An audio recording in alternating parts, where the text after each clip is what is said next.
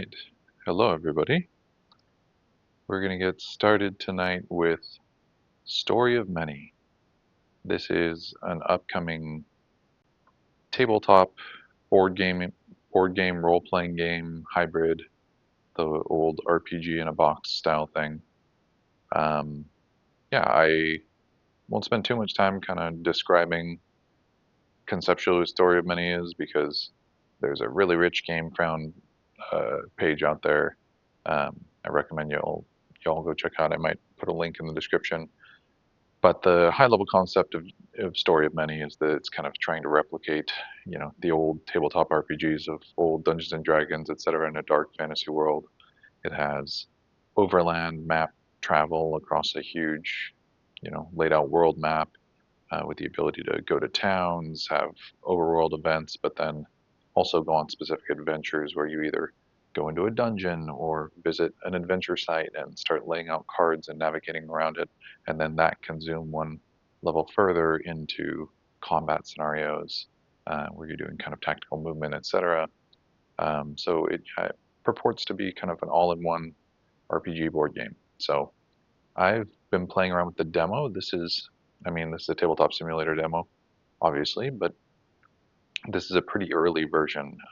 They just did sort of their GameFound campaign ended. I think it was GameFound, could be Kickstarter. Anyway, ended at the end of 2024, and then they kind of went into silence for a while and just came out a few weeks ago, coming back with a completely revised combat system, zeal system, a bunch of even the like yeah the layout of the combat used to be this little like grid, and now it's like actual tiles that you can move around, so a whole bunch of changes.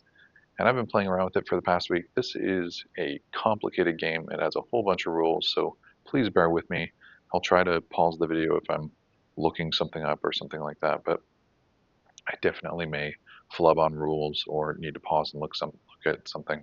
But I wanted to kind of just go through it and share some of the stuff I've been discovering. So I've already set this up. This is kind of, I just put this here for the video intro.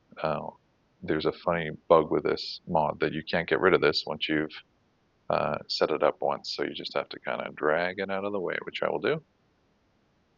And here we are. So yeah, maybe I can give a quick layout. I have the rules books over here. There's this lexicon of symbols. Everybody begin panicking. Look at all these symbols. Let me just tell you, this is not even all of them. I think they're still trying to add some of them. That's definitely going to be a barrier for a lot of people, but I've found that after a while you get used to most of the common ones, and it actually becomes pretty quick to look at what you need to do. We have our characters are going to go down here. We haven't selected them yet. We have our book of adventures, which is more kind of the narrative book that we'll use for exploring the adventure we're going to do. We have our actual adventure here in the center with these location cards. That's a little mini that we'll be moving around. Um, and then we have some dice over here. These are all the different types of dice that you can use. Let's see, we have the actual tiles that you'll use for combat, indoor, outdoor areas. These are the creature cards that we'll be pulling from, treasure cards, etc. up here. We're doing combat in this area. And yeah, I'm not going to go through everything. There's a whole bunch of tokens, ability decks. I'll just kind of dive in, but I wanted to give you a lay of the land. The main areas we'll be jumping between are this kind of like main exploration area here, and then we'll be zooming into combat. This demo does not have the overworld map, so we will be just kind of jumping directly into the adventure. So I put up a poll in my, handy dandy Discord, and only one person participated. Shout out to you, VersingNet. We're going to go with the choices he requested, which is the cleric. There's 4 different races in Story of Many. There's the Necrians, the Sylphs, which are sort of like almost like fairy beastmen. There's humans, and then I think the other ones are called something else. They have like weird psychic powers. There's some interesting races, but the two. So we're gonna go with the cleric first for our first character, and I have played neither of these characters, so this is going to be the first time that I'm looking at a lot of these cards and stuff, so forgive me, but it might be useful to kind of like help parse through how to read a lot of this stuff. Um, so there's our cleric, and then the second one we're going to choose is the pirate, which I was not expecting to play a tabletop role-playing game inspired board game with a pirate, but here we are. I think it'll make Marcel, another person on the Discord, happy. So here are our two characters. Let's see, what should I go about first? Maybe I'll just take, should I take a quick look at them? I'm gonna, just so I can refer to them in the narrative, I'm gonna call the cleric Dareth, Dareth, and I will call the pirate Jarlek, Jarlek. So I'll be referring to them here as we go through. I don't want to spend should I? I think this video will be more like sort of a little bit of an orientation video. I think you need to have like a base of understanding about the basic structure of the game and how characters are laid out and such to even like follow along if I'm jumping forward. So maybe I'll just do a really quick tour of one of these character boards. So let's start with the cleric, Dareth. Um, Over here on the left side, you'll have the the top is your left, what's in your left hand, the bottom is what's in your right. I'm sorry, other way around. Top is in your right hand, bottom is in your left hand, and in the middle is your armor. So Dareth has a Morning Star in his right hand. Um, Maybe I'll just quickly walk through. You're probably immediately just like, what the heck is all this stuff on here? So let me quickly just give you a rundown. I mean, some of this is self-explanatory. I won't talk through all of it. But one of the key concepts for this game is these cubes and their respective dice. You'll notice that each of these cubes has a distinct color. This is the tiers of the dice, so they go from weakest to strongest. White is the lowest, yellow, blue, red, black. So you know, a blue cube indicates like a tier 3 effect. So, and I'll talk through how the dice work later and kind of how they're distributed. They're all d6s, but they have different distributions on them, sort of like similar to Oathsworn. So the Morning Star does blue cube damage, and that's indicated here. There's a little like thing to indicate how much damage your weapon does as part of your damage formula. So whenever we use the Morning Star, we're going to roll a blue die to indicate how much damage we're doing. It has an anvil on it, which means it is heavy. You can only carry as many anvils as you have strength, and there's a table for it. The cleric has the lowest die in strength. These, I'm already jumping over to these, but since I'm pointing at them, I might as well describe. These are the 5 stats. They're sort of similar to Dungeons and Dragons stats. You have strength, which the cleric has a white in, agility, constitution, they may have a different name for it, intelligence, and wisdom. Basically everything except charisma, because who wants charisma, honestly? There's no bards. I don't think there's any bards. Right now there's no bards, and I'm happy about it. So the cleric, reasonably, has tier 3 wisdom, the blue die, and the rest are all white. So maybe I'll just finish explaining that. If I were to swing my Morning Star, because it's a melee weapon, I would take my strength, and I would combine it with the damage of the Morning Star, and that's what I would roll. So to simulate that, I would grab make these little dice pop out here, I think. Whoa, look at all that. I can grab a white die, this would represent my strength, a blue die, that would represent my Morning Star, and this is what I would do to attack. It's pretty straightforward. They got a little thing here to roll dice. And that would be a horrible swing, because there's a 1 and a 2 equivalently. They're both zeros. But that's how I'm not going to talk too much more about the dice. They have a whole bunch of stuff going on with them, but that's how you do an attack. If you have a ranged attack, that's with your agility and the damage of the weapon. It's pretty straightforward. So that's in his right hand. In his left hand is the shield, the steel shield. No, I'm jumping all over the place. I didn't finish going down these symbols here. So that indicates heavy. There's a limited amount of heavy items you can carry based on your strength. And this indicates that you can either do piercing or bludgeoning damage. There's 3 different types of damage in the game. There's piercing, bludgeoning, and slashing. So you can choose, basically, if you want to hit with the spikes of the Morning Star or you want to smash them with it. And then you have your keywords here, which can, be reacted to by other stuff. Mace, melee, one-handed. Tier 1 is the lowest level of stuff in the game. There's like 5 tiers of content. Obviously, higher level tier stuff is both more challenging and more powerful. And then in the middle here, you have what are called zeal abilities. I think you might have noticed that when I rolled this die, there was this weird symbol on it. One was just 0, one was had this sort of zeal thing on it. Oh, I'm totally wiggling around. Let me see if I can get it to go back. I'm just trying to rotate it, but Tabletop Simulator is always fun that way. It's upside down, but you get the idea. It's not going to let me rotate it. uh, it's this. This is the zeal symbol. So basically, if I roll a zeal here, like for example, if I rolled these two dice, I would get a total of 2, and I would get 2 zeal to spend on my action. So it's kind of like enhancements and stuff that you can do with anything that you're using to do that attack or that defense. So this Morning Star has a bunch of stuff you can spend zeal on. Like you can spend a zeal point to do an extra damage. You can spend a zeal point to give a bleeding. You can spend 2 zeal points to daze the enemy. So, and by the way, this is all from memory. I'm going to be testing myself in terms of my symbol memory as we go. But I do have this handy dandy lexicon over here if I ever need it. Um, yeah, and so that's the Morning Star. I think I explained everything on here. You're going to see these zeal effects all over the place. It's kind of a core mechanic of the game is that if you roll zeal, or you can store up to 2 zeal tokens on your character board from other effects that kind of last longer. The zeal you roll on dice, you have to use with that particular action. The zeal tokens you can spend, of course, save up and spend on other stuff. So here's the armor. This will sort of lead me into explaining defense. There's no armor class or anything in this. It's quite a bit simpler. You basically have your 3, as I mentioned, here are the defenses. They're slashing. You haven't seen that yet. Slashing, piercing, and bludgeoning.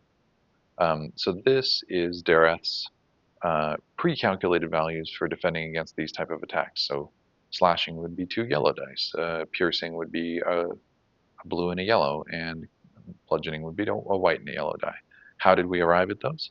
Um, you start with a white in all of them, I believe, which is similar to up here. White is kind of the base, and they get upgraded by different stuff. So this leather vest, what this little symbol is here, which can be a little bit hard to read, it's supposed to represent a die, and then there's an arrow above it. This one actually has 2 arrows above it. Maybe you can see it's a little bit bigger here. That means is that you're going to upgrade the tier of the die 1 or 2 steps. So like we started with a white here. This first white gets upgraded to a yellow because of that upgrade slashing. We started with a white in piercing, and then we get to upgrade twice from the leather vest because it's more resistant to piercing than slashing. And so we get a blue. So we end up with a white, a blue, and a yellow from this leather vest. So you sort of like apply this to your character sheet, and then you never have to look at it again until you change your equipment again. You can just like go, okay, I'm getting attacked by slashing. I grab 2 yellow dice and roll it. It's really straightforward. Um, this steel shield adds on a die to all these different tiers. You can see it here. So you've got slashing, piercing, bludgeoning, all get an extra yellow die uh, when you have the shield equipped. So again, as long as you're set up here, you drop your cubes in, and that's how we got to 2 yellow dice, etc. Um, this is also heavy. You can see that there. And you're seeing zeals on these too. So like if I'm getting hit and I roll a zeal, I could spend a zeal on my leather vest and defend against the damage. I could remove a bleeding. I could remove a burning. Or from my shield, I could also remove damage. One key thing about zeal is you can't spend it in one action. You can't spend zeal on the same thing multiple times. So if I had 2 zeal and all I had was this leather vest, I couldn't block 2 damage. I can only use it on that one defend 1 damage. I could also spend the second seal to remove the bleeding, but that's all I can do there. So what the shield allows me to do is I now have 2 places that I can reduce 1 damage, one from the leather vest, one from the shield. So you're getting a sense this person's actually pretty tanky. I mean, here, especially for piercing, we already get a blue and yellow, and then we can spend zeal and extra damage blocking. This is kind of fun too. So there's another effect here with the shield while defending. So that means when I'm being attacked, I can spend a zeal to do a damage versus the enemy that attacked me. So you can sort of like shield bash them back with the shield. So we've gone through most of the stuff here. This is the stuff that's sort of equipped to me. Then we have our saving throws, which are less commonly used. They're not really used for attacks. They're used for like just like in Dungeons and Dragons, if you're like trying to dodge something or resist something, something like that. So these 3 saving throws, I'm going from memory again here, is reflex, grit, and I know it has something to do with like wisdom or will. Yeah, pretty sure it's will. So this is sort of like your agility saving throw, your constitution saving throw, and your sort of wisdom saving throw. Um, so the cleric has really good grit and will saving throws, but not very good in reflex, which makes some sense. I don't. These I think got upgraded from the class. So here's my little class card, the cleric, with some really nice art. The cleric is a Necrian, which is one of the races that are like sort of immortal undead people from an ancient civilization. Uh, this is locked here. Let me flip this over so you can see the effects of the cleric. You are the divine representative of your deity. As a conduit to that celestial power, you are called to serve, sometimes beyond the mortal fabrics of understanding. You employ thaumaturgic rituals, miracles, and prayers of divine blessing and healing. Chosen to fulfill a higher calling, you take up the arms and the mantle of zealotry, becoming a menacing figure upon the battlefield. So you can see there, it starts with 7 health, and we see up, up, 2 dice upgrades to wisdom. So that's where we got this blue wisdom from. Um, and this has like similar to Dungeons and Dragons. You can see like you can use any bludgeoning weapons, any armor. Starts with 9 gold. Spheres are sort of how would I describe them? Kind of like skill trees. So there's a deck of abilities for each of these spheres, like defense, divination, holy law, and I think there's one specific for clerics as well. Um, and so they've already pre-chosen a few. Let's see, eulogy looks like, oh man, I'm going to test me on what these are. So this is divination is eulogy. You'll just see that these are from different spheres. I'm not going to remember them all. This might be cleric. Who the heck knows? Anyway, the cleric starts with the free 4 pre-chosen spheres, sphere abilities, sphere cards.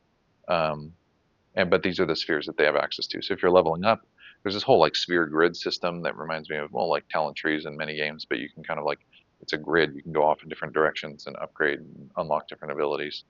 So you could like specialize in holy or specialize in defense or whatever.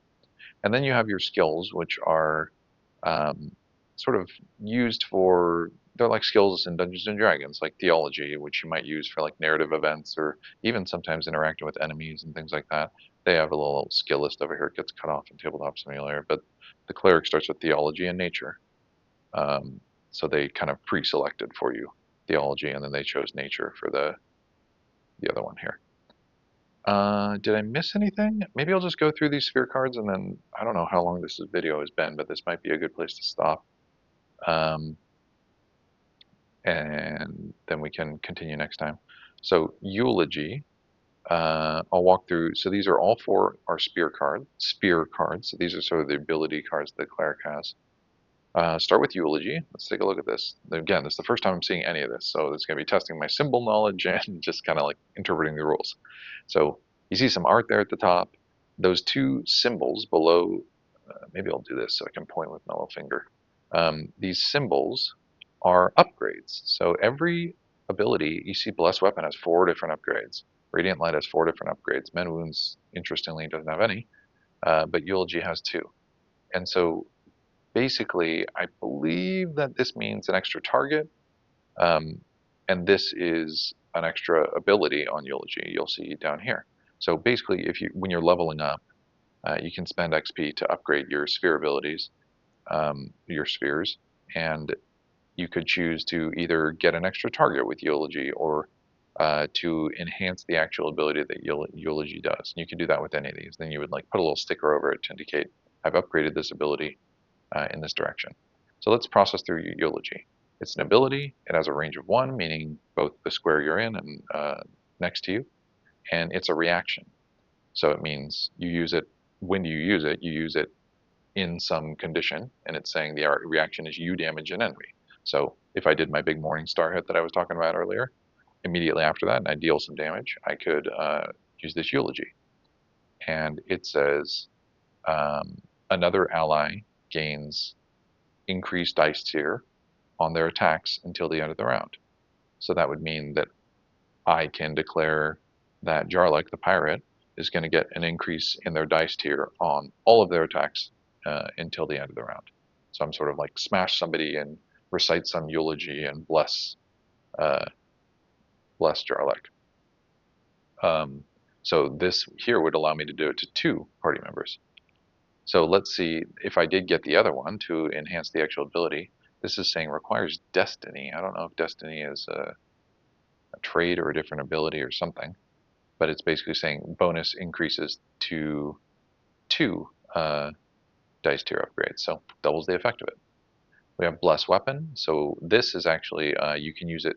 Oh, I didn't mention this. So this is an at will. You can tell from the color. The black circle around the thing means I can use this as many times as I want, which is actually pretty awesome. I just realized that there's no cost to this, so I can just every time I smash something, I can sort of bless somebody with a eulogy. Um, this bless weapon is you see it has red around it, so that means it's per encounter. So encounter being a combat. So essentially, if I use this once, I flip it over, and then at the end of the combat, I flip it back. Um, so here at the left means I could upgrade this to use it twice per encounter. I could upgrade it twice to get 1 more target per each upgrade, and then separately I could increase the dice tier by 2. Those are the 4 upgrades here on Blessed Weapon. So this is a spell. It is one space away. This means it may be free action. What it means is that you don't have to spend an action to do it. Normally, when it's your turn, you have 2 actions, and usually you'll spend like 1 action to attack or 1 action to move or whatever. So this is basically saying you can cast this without using up an action, which is nice. And so it says an ally's weapon is bathed in holy energy until the end of the next round. The weapon gains uh, up 1 tier, and its damage is considered. I'm guessing that's holy. There's all sorts of like elemental effects and stuff like that. Let's see if that's on here. Yep, you see it under damage types. Maybe I can zoom in here. There, holy. So there's all these different damage types. Obviously like undead is probably weak to holy. There's all kinds of different stuff that is weak or strong to different elemental attacks. So its damage is considered holy, and um, it also, I'm assuming this means the weapon that you blessed gets the effect that if it rolls a crit, this is the crit symbol. So we saw zeal before. There's only 2 symbols on the dice. Maybe this is it since I've just revealed all of them. I'll jump back over to a die in a sec. But this is basically saying if you crit something, that thing gets fatigued, which I'd have to remember what fatigue does, but it's a status effect. So let me just walk through what's interesting about these dice is the numbers are different based on the tier. Like the higher tiers have higher, number distributions, but 1 and 2, or I'm sorry, 1 is always a blank effect. 2 and 3 always have zeal on them. 4 and 5 are also just numbers, and then 6 is a crit. And if you crit, you basically just take another one of the same tier, another white die, and roll it again. And you can just keep critting if you keep getting crits. So they stack on each other. So this is basically saying if the person who has their blessed weapon, if they roll a crit, then they fatigue the enemy that they're smashing. Then we have radiant light down here. I actually don't know what these 2 symbols are. I see them like they're like little runes or whatever. I've seen these sometimes. So we've seen most of these effects already. So this is do it twice. This is effects, actually like, this is the symbol for a zone. Half of this is a zone. So like sometimes you'll just see it like that, where it's like half a symbol. That means the zone that you're in, the tile that you're in. But if it's 2, it means like the entire battlefield. So it's just like, blast the battlefield with radiant light. And then these are, I believe they're add an extra die, or add 1 more die. I think that's what it is. So it's over here in the keywords. Why don't I check so I don't get in trouble? Extra dice. Yeah. So you can see here, this is extra dice increment, miss die increment, miss increment, extra critical, etc. So going back to radiant light, it's a spell. This is opener. An opener means like when you first get into combat, it's actually pretty interesting. You don't go first. Like essentially the enemies are attacking you, and the only way you can get in a hit beforehand or do something is if you use an opener ability. then the enemies attack, and then you take your normal turn. Then it alternates. But this is an opener, so you can do it like as the enemies are rushing you. It has a range of 2. It affects that particular zone, and it takes 2 actions. And what you do is you release a focus beam of burning light. It's a black die, which is the most powerful die that there is, plus wisdom, and that's holy damage. So you would take, for this cleric, it would be a black die and blue. So that's a whole bunch of damage. Versus the, so this symbol means saving throws. It's like essentially it looks very similar to these 3. It's just got all 3 symbols in it. So it's basically saying versus their lowest saving throw. So you would look at the enemy, look at you know, is it reflex, is it grit, is it will, which one's lowest? You would roll that as the defense against this attack. So this is pretty dang powerful, and the fact that you can do it like before combat even starts. So that, I didn't mention this, but you can see this has a gold rim, and it says down here this is a daily. So if you use this, it's gone until you rest the next time. And then we have a zeal ability where it does 2 burning damage to the person, and if you crit, it does 2 additional holy damage. The last one we have is Mend Wounds, which is spell, class feature, healing, exploration. These are the traits, so that means you can use it during exploration, etc. Or you can use it in combat. It's 1 square away, 1 action, and you can heal an ally equal to your wisdom. So basically, I would roll the wisdom die, the blue, and heal the ally that much healing. And then I can spend a zeal to get an extra heal on that. Remember, as I was saying before, you can stack up zeals, so you can, you know, save them up for like a humongous holy light or a radiant light or a big heal or something like that, depending on what your strategy is. So I think that's, if that wasn't enough rule overload for you, then I applaud you.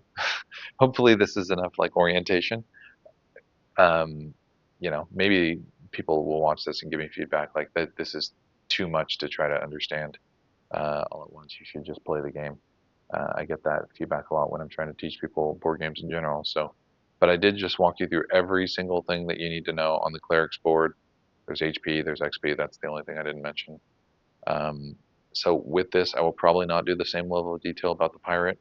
I'll probably just jump into stuff next time. But I think I explained the vast majority of kind of the concepts in the game just from walking through this dude's um, player board. So I'm going to pause right now, see how long this video is. Maybe I'll record another one. Bye.